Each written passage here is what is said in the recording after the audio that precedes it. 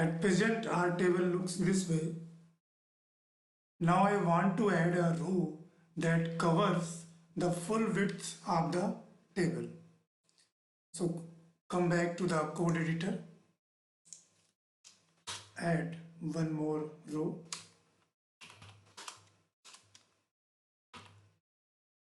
add data type, write the code for column span,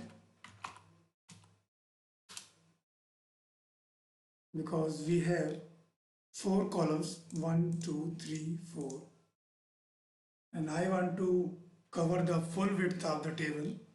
So we need to define the column span value 4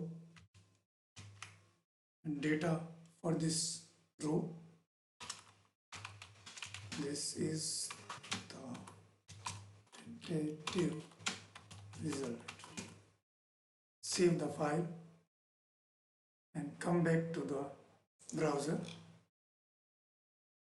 refresh the page, and we have covered the full width of the table by using the column span attribute.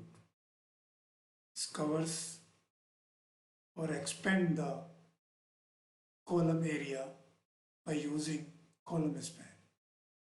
We can choose for 3, we can choose for 2, or we can choose for nothing.